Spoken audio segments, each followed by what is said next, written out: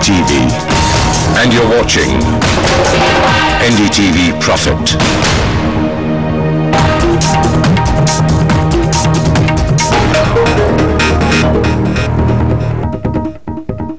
Hello and welcome to We Mean Business. It's a week that saw India's first ultra mega power project, Tata Power's Mundra plant, getting fully operationalized, and also indications that the second set of UMPPs could finally be awarded as well after severe delay.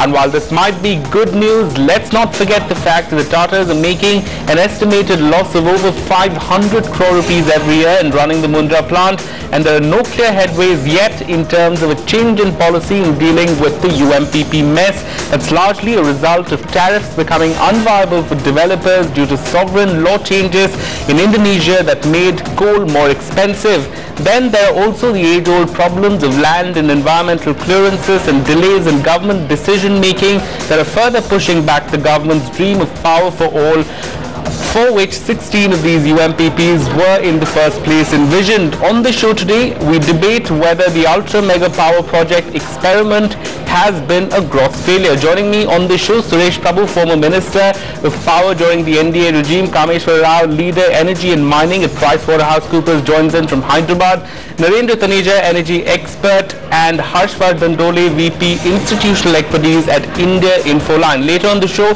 we'll also get you a view from Mr. Ravi Uppal, MD and CEO of Jindal Steel and Power, whom I spoke to earlier in the day. I want to begin the show with Mr. Prabhu. Sir, have the UMPPs been a failed experiment? Simple question.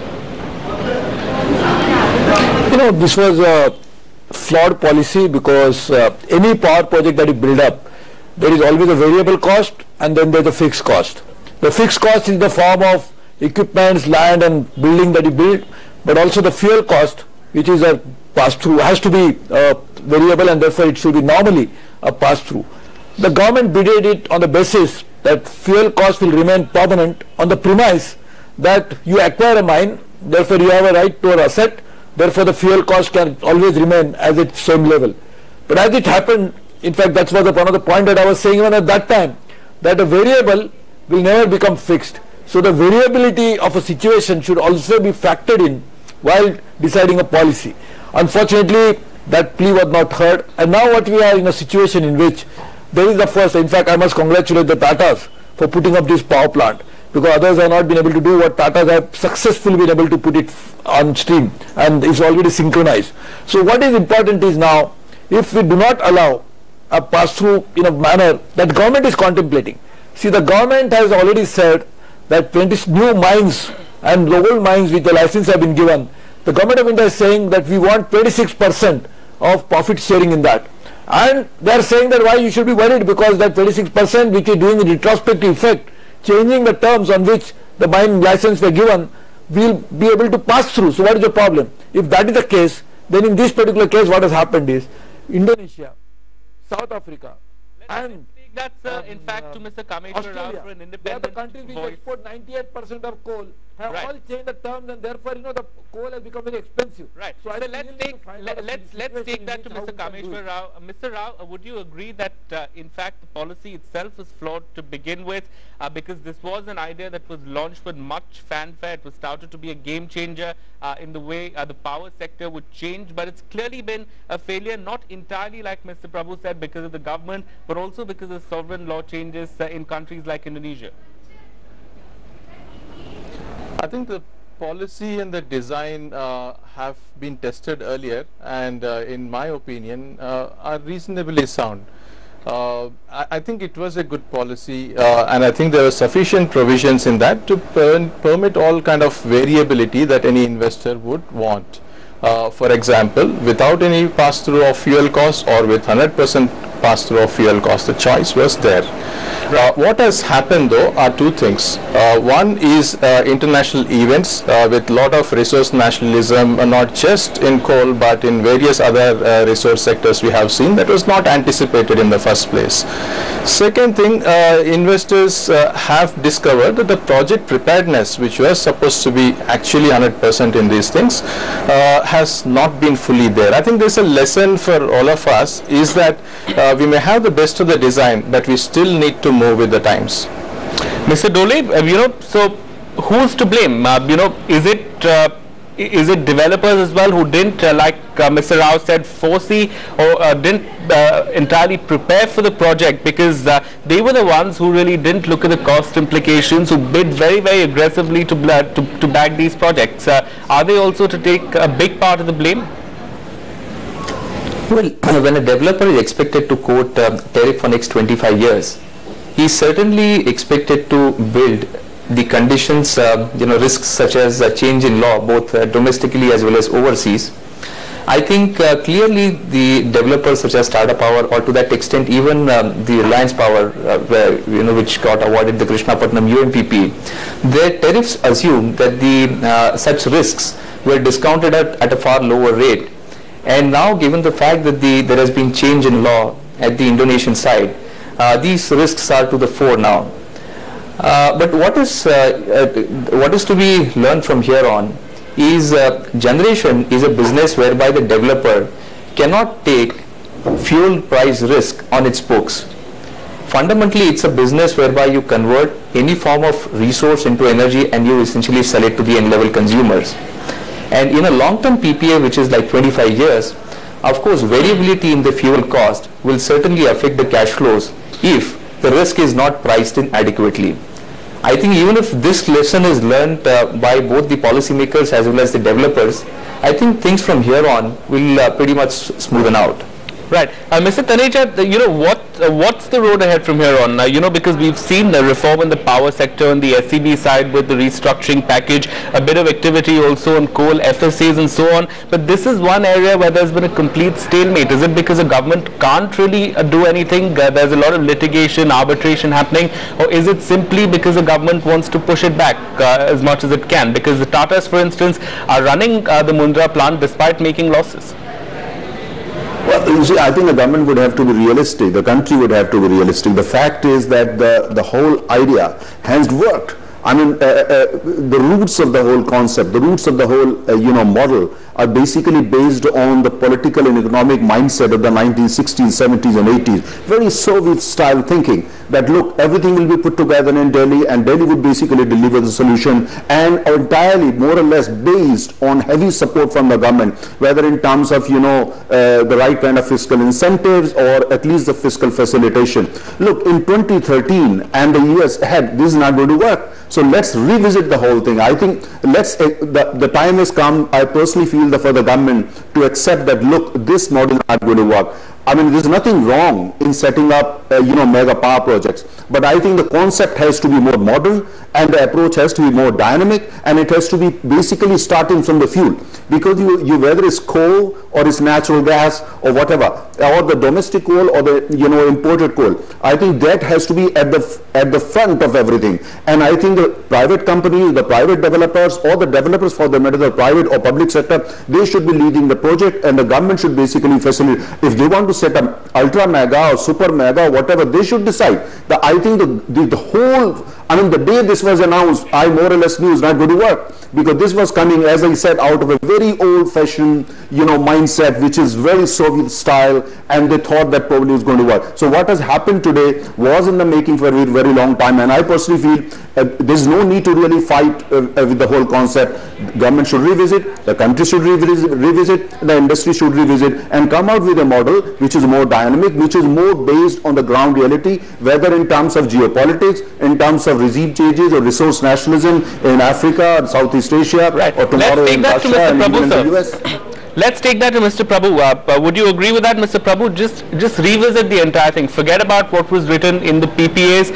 Given the larger good of the country, the larger good of the power sector, just revisit it and, possibly go ahead, renegotiate those PPAs on higher tariffs. Is that the answer? Because if you go into litigation, you know what happens in this country. Yeah, you obviously need, no policy can be static. You must always take into account all the dynamic forces that operate, and particularly in the energy field it has become still more dynamic. So I think just government cannot just sit back and say we made a policy and now it's up to everybody else to decide what to do. So I think government must work proactively in this, because you can't make energy, particularly the fossil fuel based energy, without a fuel. You can make obviously energy without a fuel cost if it is by wind or by solar. And I think we will need to move into that. But while we do that, we must understand that for a long time to come, our base load is going to come from coal, also from gas, and both of these are going to be imported on a massive scale. We'll have to import LNG in a big scale. So we need terminals, we need gasification facilities, we need liquefaction facilities. So we need that. The second thing we need is in a very big way is the issue of coal, in which the coal is going to be imported. Like the finance minister said in his budget speech, we are already importing 100 million tons and we are going to import 185 million tons. I feel it's very grossly understated figure. We'll be importing much more than that. But even if we are going to import that much, that means we are actually importing the risk from foreign sources. On some of this, we have no control whatsoever because they are sovereign countries. Their ability to make laws in a manner that may be detrimental to our interest. And in fact, as I was saying, the three countries in the world, Australia, South Africa and Indonesia, who account for 98% of the exports of coal, have all changed the laws. So I think Government of India must work on investment protection.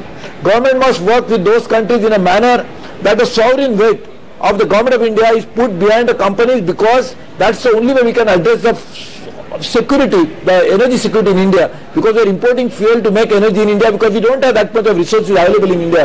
Therefore, what is important now is how do you develop and the entire energy policy in a way to bring this. I'm not saying that we should keep importing because that's a worrying thing for me.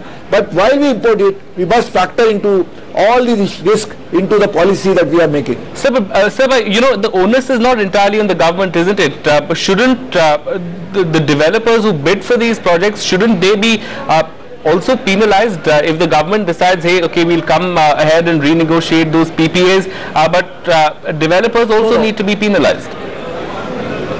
No, absolutely. I am not even saying that, the developer should have known the risk, undoubtedly. But there are certain risks of a nature which goes beyond any corporate to take it. See, China going and acquiring assets globally. Suppose for some reason an African government decides to nationalize it. Will China not put the entire sovereign weight behind that particular investment?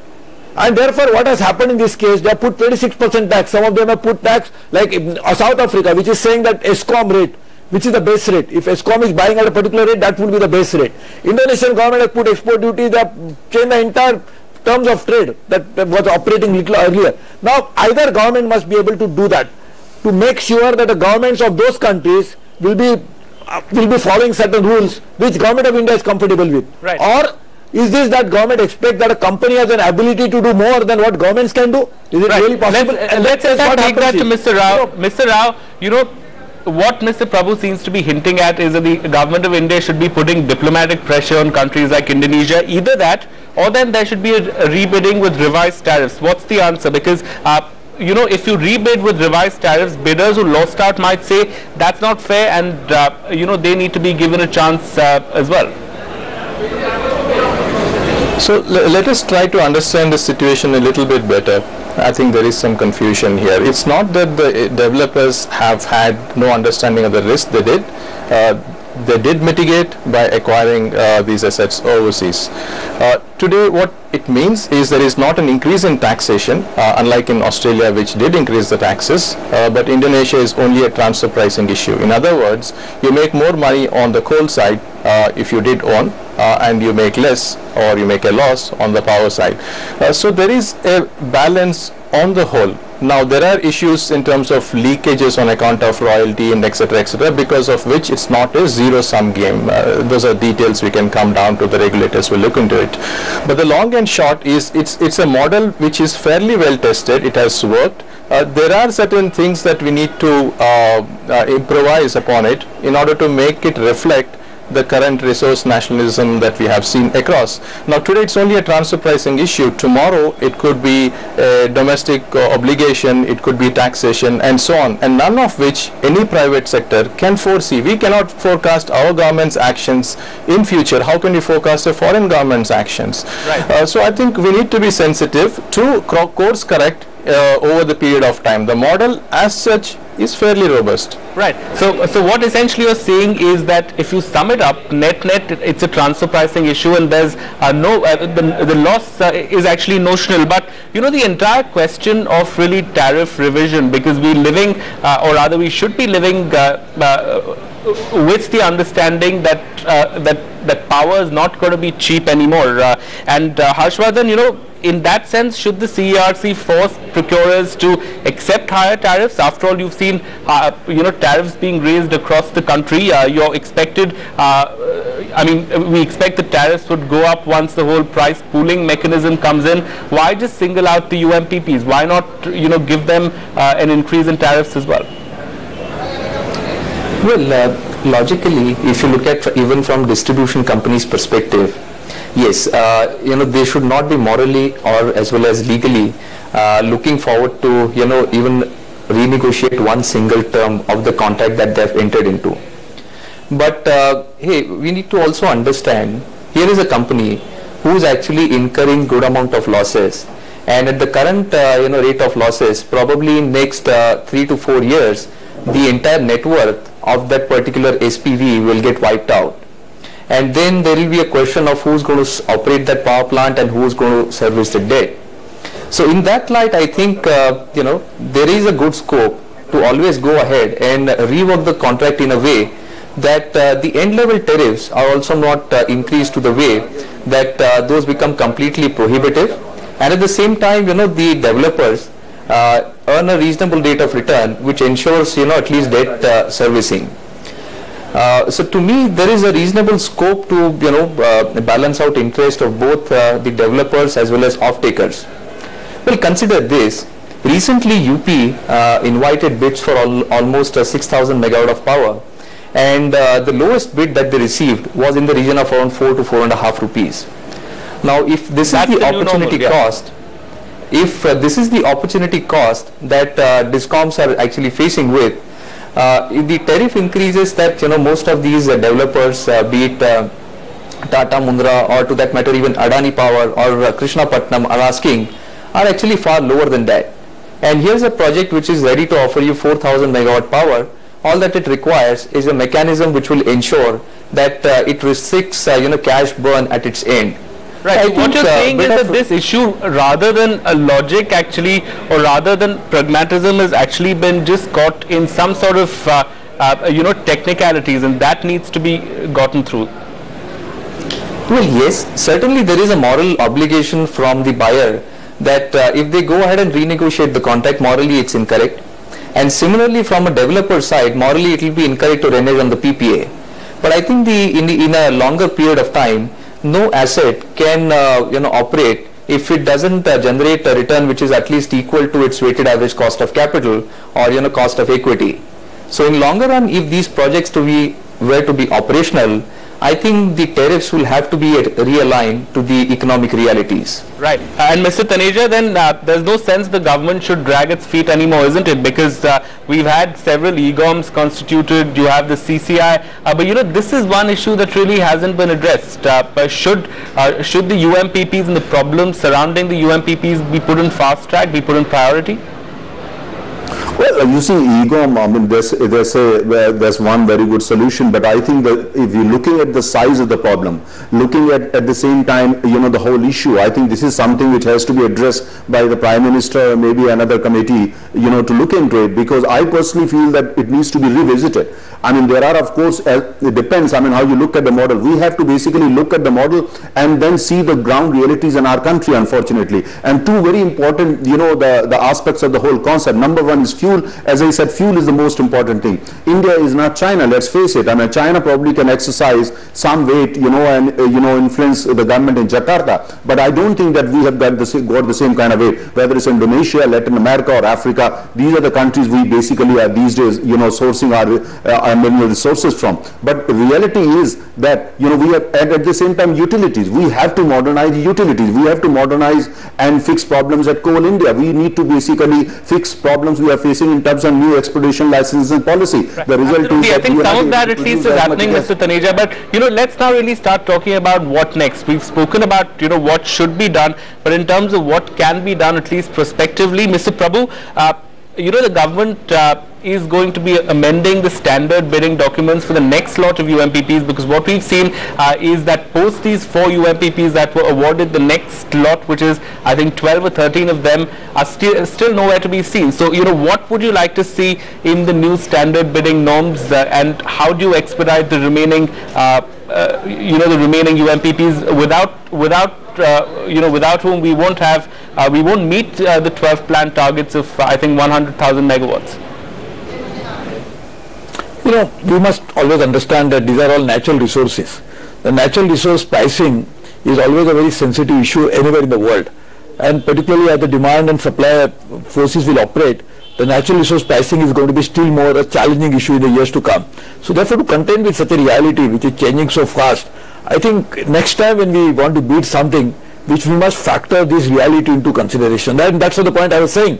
I was saying flawed in this particular manner, that this particular last UMPP round should have factored this into account. Right. But it doesn't matter what we are learning all the time, and this is the time to learn again.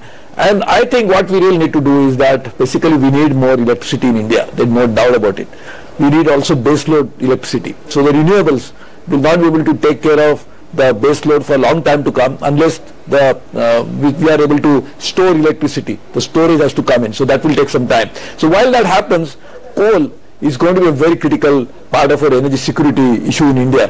And if coal is going to be an energy security issue, then we must find out how we can mine more in India, because that's very important, because we can't just keep importing coal. Because even if we import coal, how are we going to transport it from one end to another? Because we can't have all the plants which will be port based, because we are already seeing a concentration of plants on port based, which is also creating some sort of other issues involved with another. So we really need to find out how are we going to factor this into account, how are we going to create an entire supply chain, which is a very critical issue also.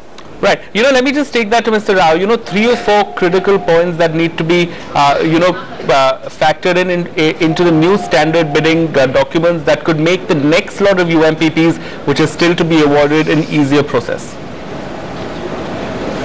I think the first is to actually retrace some of our steps. The discussions since the last time this came up for review have been all regressive actually. In effect, putting the developer into a position of no more than a constructor of a power plant.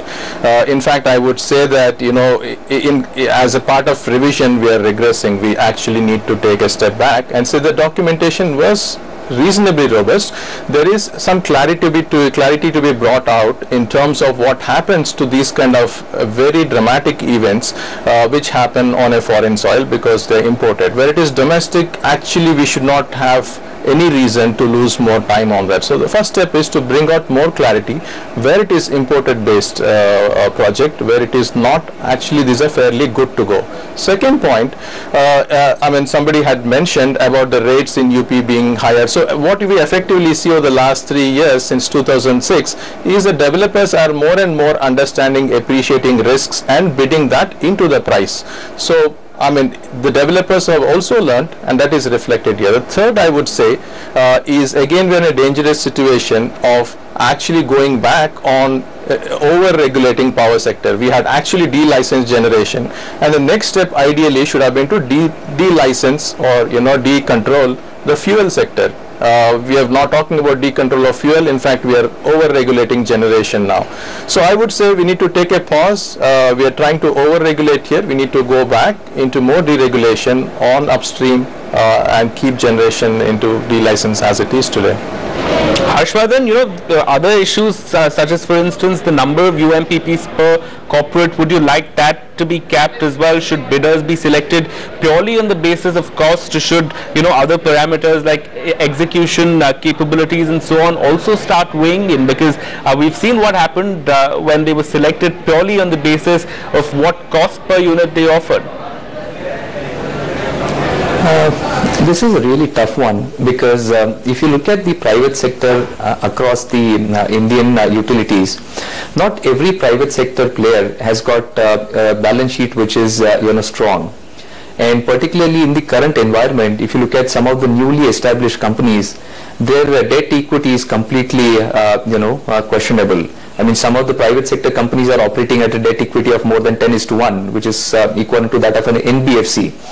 So here on, I think if you were to reassess the scenario, I think what will be key and one parameter that could be introduced by the policymakers is how has been the execution track record of the developer so far while assessing the bids. And it could be more of a qualitative parameter than a quantitative parameter while awarding the UMPPs going ahead. But conceptually, in an open market, it is unlikely that a restriction is put at the time of bidding that if a player is already developing 3 or 4 or 5, and therefore there will be a cap, because in a free market these caps actually don't work. Right, but are you also suggesting that this time around, when you actually see the bidding happening, the euphoria in terms of the participants is actually going to be low? You spoke about the leverage that many of these companies are sitting on, and given that many of them have burnt their fingers in the power sector, maybe there's going to be a bit of rationalization in terms of what costs they offer, and also in terms of the number of players who would be competing. Well, certainly. So far what you have seen is largely the domestic players competing for some of these projects. I think going forward the structure of the industry could actually change, whereby the established names in the Western or the European side, or even some of the Chinese counterparts, would form consortium, maybe through a JV, start bidding more pragmatically in some of these projects. And I think some of these projects some of these players haven't participated actively because they could see the overbidding, the kind of overbidding or aggressive bidding that had happened through, and they could not see favorable risk reward. But with the system improving in itself, and more importantly the sanity emerging within the domestic players, I think a scope for overseas participation will certainly increase, and that will be very good from Indian perspective. Right. So some sanity will prevail, but Narendra Taneja, the other issue that actually could play up this time around, because you've seen how the environment has changed in the last 5 years, is actually this entire issue of land acquisition, green clearances. That has gotten increasingly tougher if you compare it to 2005 and 6. The 16 UMPPs planned, at the end of it, how many of them will actually come up? These are intrinsic issues that have not been addressed. Do you think the Cabinet Committee on Investments, for instance, which has been formulated, would address some of these and we could see some sort of smoothing out going ahead? Well, yes and no, because the centre will try its best. Even if you try at the level of the Prime Minister office, we have seen that things actually face huge China walls all across. Because here, look at when you set up in a country like India, which is densely populated, and for one project you need 2,000 acre of land, 3,000 acre of land, 4,000 acre of land. You have to displace so many people, villages have to be uprooted and all that. We did that in the 60s, 70s, 80s, even in the 90s, and people accepted it. We live in a different India now.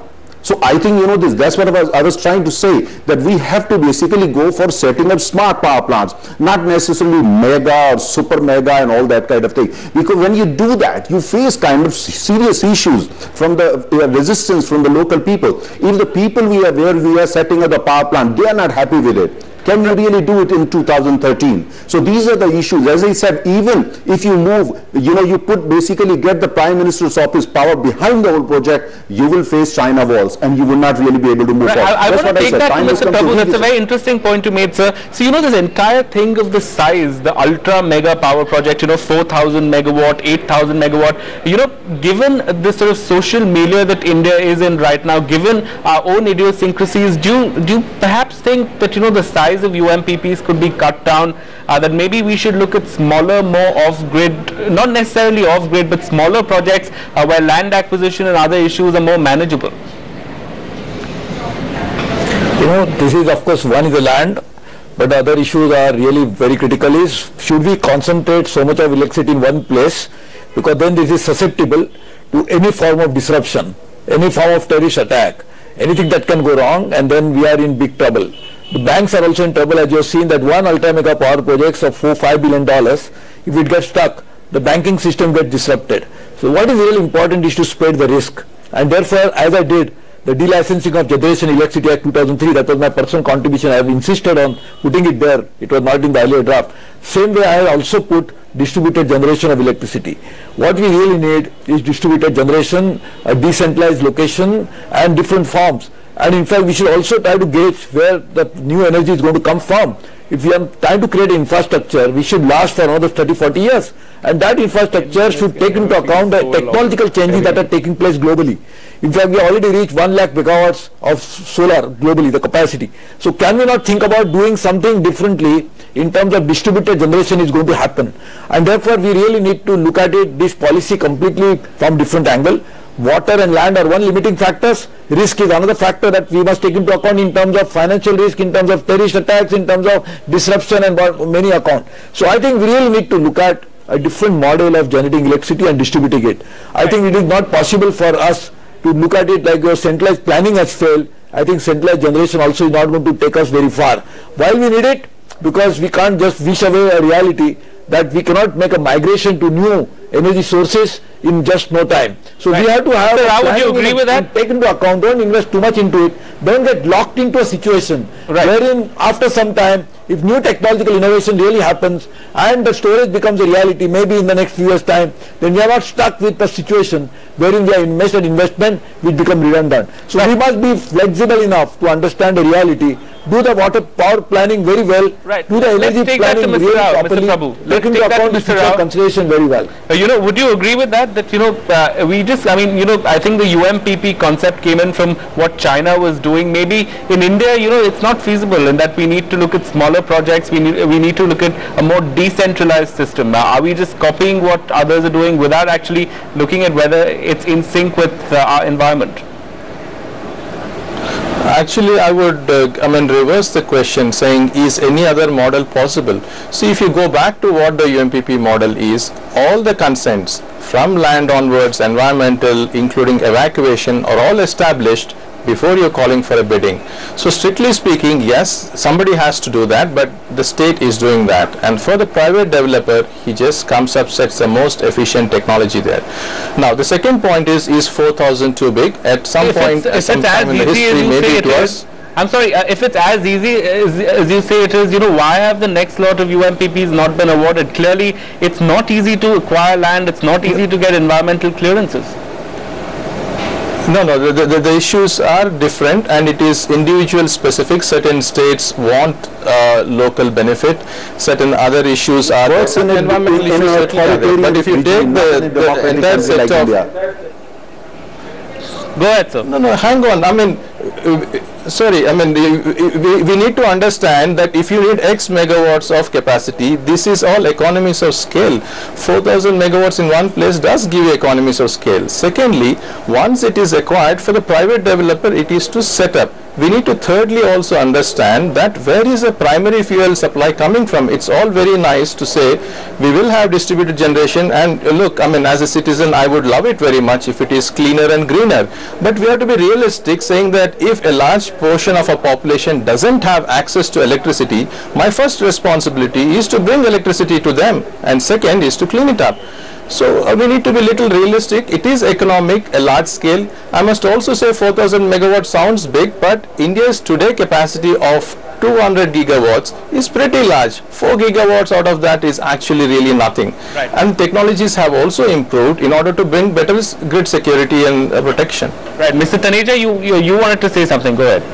Yeah, no, what I was saying, look, China is a different political system. China, basically, majority of ideas and concepts being practiced in China were originally taken from the Soviet Union. Soviet Union is long gone.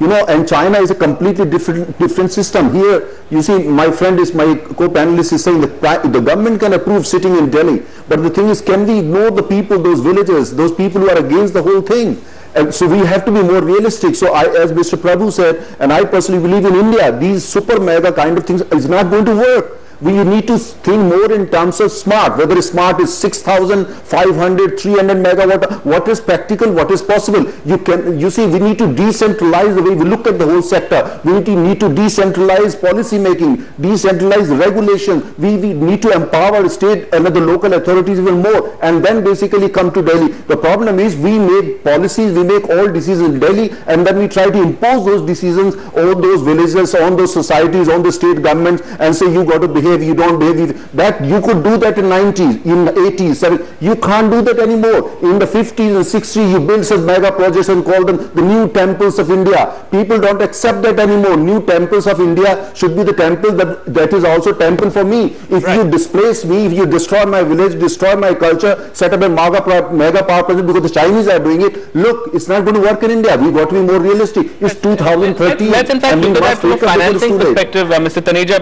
Harshvardhan, you know, from a financing standpoint, would banks also be more comfortable, in fact, lending to smaller power projects with a lower risk profile? Because if you look at the banks who are probably now exposed to these UMPPs, they could be staring at serious non-performing assets. Well, size is something that, you know, actually gets in economies of scale. Some of the other panelists said. I think the project, be it large or small, doesn't add up or reduce the risk. What adds up or reduces the risk is the way in which the risk is structured. For a thermal power project, 70% of the cost is nothing but the fuel cost. And you know, be it a 500 megawatt project or a 4,000 megawatt project, if the risk is going to be passed on to the end-levered buyer, the lenders will be even more comfortable in such case. See, for example, a subcritical project of NTPC or a 4,000 megawatt project which is likely to be put up by NTPC, lenders will be extremely comfortable because the revenue model allows NTPC to pass on every fuel risk to the end consumers. So what matters is, even if a 100 megawatt gas-based power project, if the risk of fuel is going to be passed on to the generating company, I think banks will just shy away. Right. So rather than size, the way in which the risk is structured, I think that will determine the cost of funding and willingness of the financial institution to fund the project. Right, but you know, just coming back to that point on land acquisition, you know, we have a land acquisition bill that is now pending in Parliament that's likely to be passed. Mr. Prabhu, what everybody is saying is that the land acquisition bill is only going to worsen things. You know, it's heavily bureaucratic. It's going to take at least 3 or 4 years to acquire land through that bill. And, you know, given that we're talking about, you know, all of these things, where do you see the future of UMPPs as we start wrapping up? You know, firstly, as I said earlier, you know, there is nothing like we should not, no need to discard anything. There is no ideology here. We should be extremely practical in terms of understanding the situation as it prevails on that particular day. Make a policy but take into account the future trends that are taking place. So there is no one's argument that we don't need big projects. Like China has 18,600 megawatt of 3 gorges project, 1 hydro project, the single largest 1 location project anywhere in the world for hydro. But they have tens of thousands of small projects from few kilowatt hours to few megawatts. Right. So this is something we need China has developed a model, small or big, whatever fits the bill, try to do it. So that is first part. So therefore I think there is no need to just say that, you know, this is best and that is worst. So this is not something like that. What we are saying is take reality into account. Now what is the one reality is the land issue. The government itself is saying that land will not be acquired by the government anymore. If it is the case that the government's own philosophy is this, then how is the government going to acquire land now? Is it something have you taken into account? So how is the government going to acquire land and hand it over to the private company when the government cannot acquire land because the project is going to be handed over to a private company eventually because it's going to be bidding. So therefore if the government is already making a policy which was not there when the last bid took place, last round of ultra mega power project. So this is a new reality which had come into account. So therefore even as we talk of these new realities, then why so many of our hydro projects are stuck? Why so many of railway projects are stuck? Absolutely. Why there are so many road widening projects are stuck?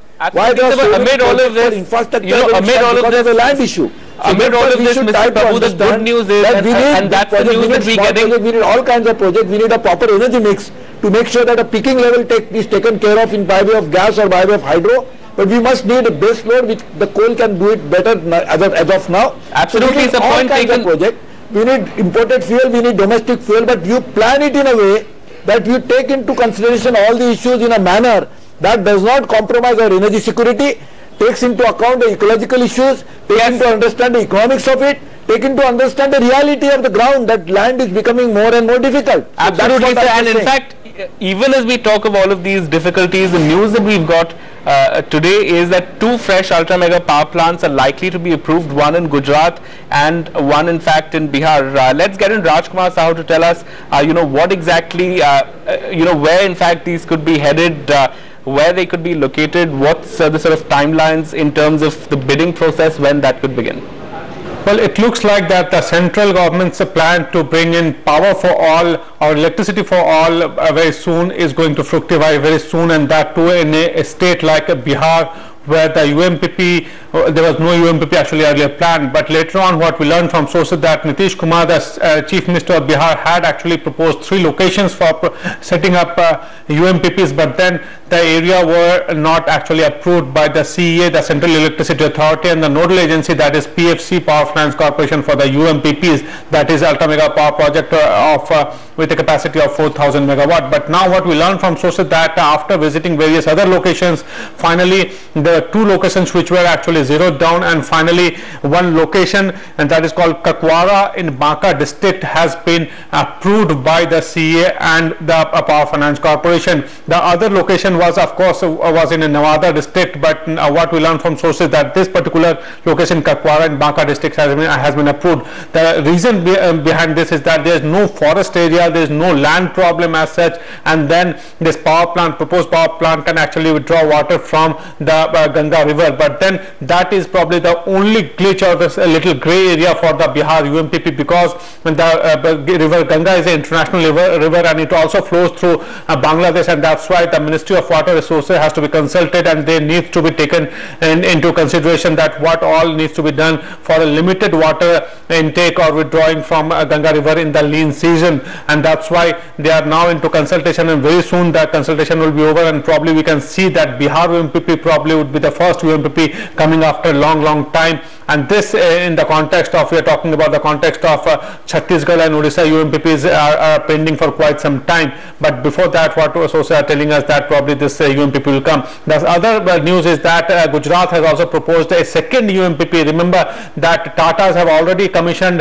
the Mundra UMPP in Gujarat with full capacity only 2 days back, and finally it looks like they have also proposed a second UMPP, but then there are a lot of other glitches, lot of approvals are required for that. So that once that will be done, then only they will go ahead with it. But right now news is that Bihar has proposed and it has been approved by the CEA and the Power Finance Corporation, and it will come up in Banka district, and place is called Kakwara. Alright, so the approvals have come in. Of course, it would be a long way to go before these actually come on stream. On that note, though, we'll have to end this debate. Harshvardhan Dole, Mr. Kameshwar Rao, Suresh Prabhu and Narendra Taneja, thanks very much indeed for joining us on this discussion. Let's just hope there are some quick takeaways, rather headways, and larger issues of power for all, which is the government's mandate, and that prevails in the end. We'll continue this debate with Ravi Uppal, the MD and CEO of JSPL, who joins us on the other side. We'll get an industry perspective from him. Stay with us.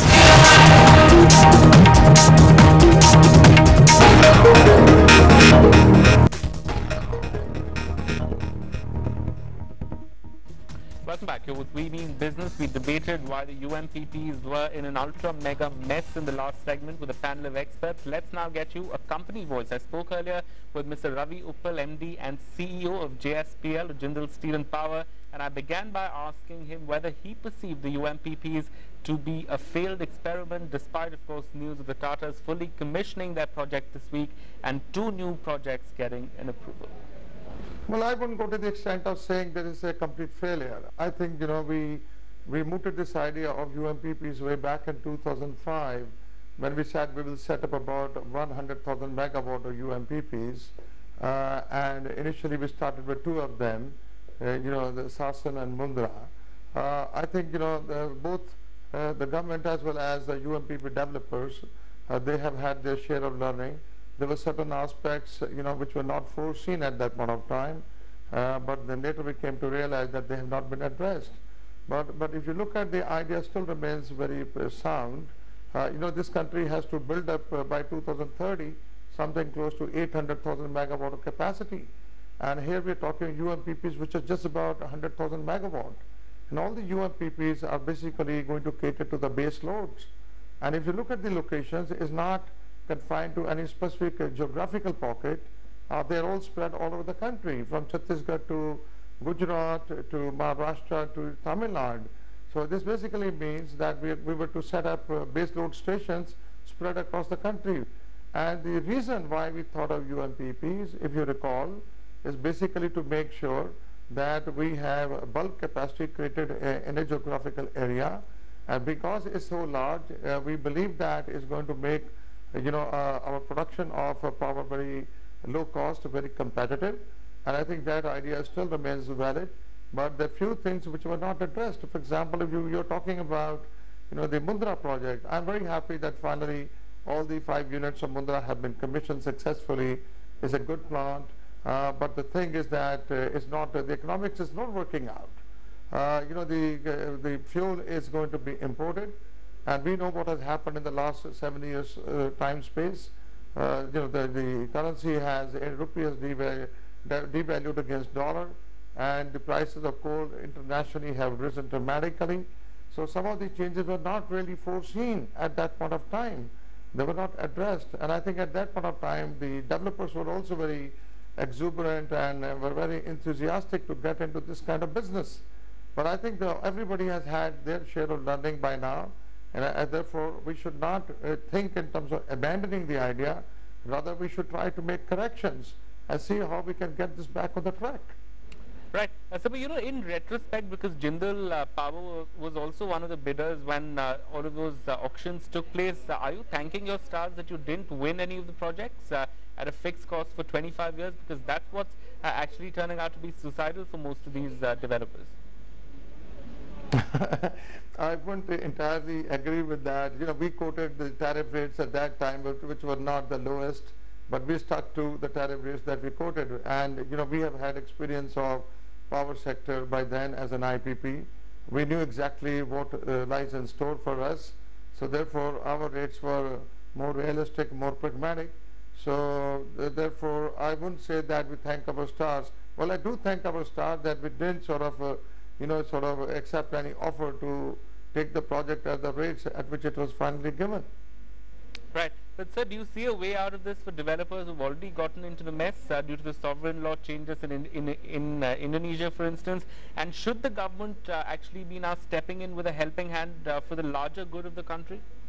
Well, it's indeed very paradoxical. On one hand, we have a desperate need to build up more capacity, and the capacity which has already come, we cannot just keep it out of action. So that's the compulsion why we must find a solution. On the other hand, we also have to think of those who missed the opportunity of setting up this kind of power plant simply because they did not get down to the level of tariffs which the companies which have not built have done. So it's indeed very paradoxical. I'm sure that some amount of negotiation and a way, should be done to find a way around whereby it creates a win-win situation, and none of the parties involved in this transaction feel hurt in any form. So there are some creative ways to do that. So, larger really question on whether UMPPs are the right solution for India given the land and environment problems we're witnessing. Are we just copying China and looking at mega projects because they look good on paper? It's the same thing that we discussed in the last segment as well. What's your sense? Should we actually be looking at smaller projects? But we obviously have both the options going for the UMPPs or going for projects of smaller size, which are easy to work out. But I think the UMPP as a concept, there's nothing wrong. As I mentioned, building 100,000 megawatt of capacity spread around the country and catering to the base load is intrinsically a very sound idea. The only question is what are the things where we went wrong? For example, that if you look at the thing, the matter relating to the fuel, I think this should have been done in a more realistic way. I'm personally very opposed to the idea of having a coal linkage in which any of the government bodies like CIL has to supply the coal, because you always have two parties which have to engage, and there's always a UNB which comes into the question. I think the idea of giving a captive block with all clearances to the developer is a more sound idea, than to say that you will be getting the coal linkage from one of the government companies. And the second thing is that we should ask for a levelized tariff based on the coal block. The third thing is that some of these projects for which a special purpose vehicle was created by PFC, it took very long for everything to get into place, whether it was land, water, so then the zero date got inordinately delayed. So I think this time onwards, we must make sure the special purpose vehicles which are created, they must have a cutoff limit by which they must have everything in place. One of the tragedies of India's power development has been that the pre-construction period seems to be at least as long, if not more, as construction period of the contract. So from the day you move a project to the date it gets fully completed, it could be anywhere between 7 to 8 years, which I think is a bit too long. A lot of ground assumptions undergo change. Things become irrelevant, which were relevant at the point you make an award. So I think we need to have a little more order so that these projects can be more relevant to the growth of economy and they can be looked up to, which is not the case. I mean, if you look at today's condition, nobody is really waiting for UMPPs to happen, and they have lost much of their charm. But I think all is not lost, and we certainly can get them back on the track after making certain systemic and policy changes. Okay, that was Ravi Uppal of JSPL speaking to me earlier. With that, it's time to say goodbye on We Mean Business. Thanks very much for watching.